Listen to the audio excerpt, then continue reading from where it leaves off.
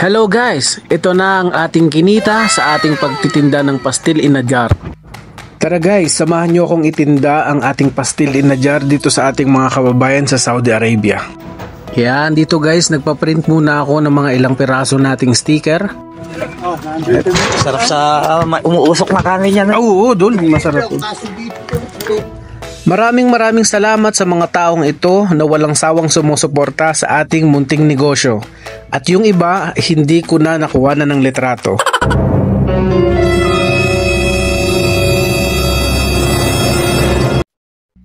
Sarap dol, kaya pala dinudumog yung pastel mo dun sa Pilipinas dol. Sarap ng pagkatira eh. Sakto sa lasa. Hindi maasim kahit may suka. Ang kulang nito dol yung spicy. Yun ang nito, yung mahilig sa spicy. Halang talaga sili ang kulang nito.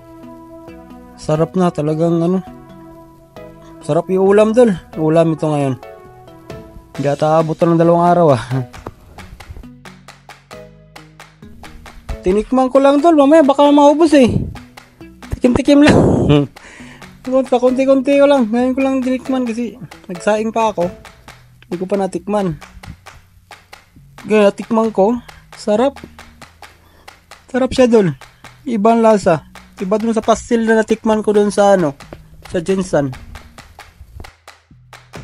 Anong twist ba nito sa dol? Yung kanin nito, sinangag? Parang masarap to sa sinangag dol Kaya pala mabenta ang mo dol, pastil mo. Masarap pala. Sarap nito. Tinikman ko pa lang, amoy pa lang. Sarap na, ulam na eh. Masarap to sa small business dol. Meron kang food cart. Ito, patok talaga to. Sigurado to.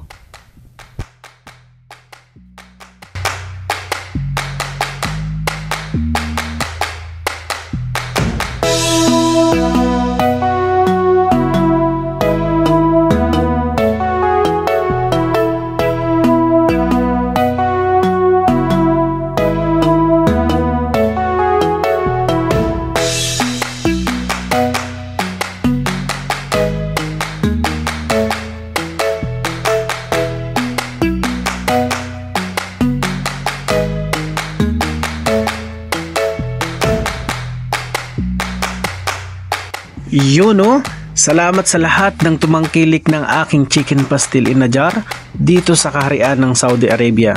Asahan nyo, sa susunod ay mas pagbubutihan ko pa ang aking trabaho para sa aking itinatayong munting negosyo. Magkita-kita ulit tayo sa susunod na aking mga vlog at ingat, paalam.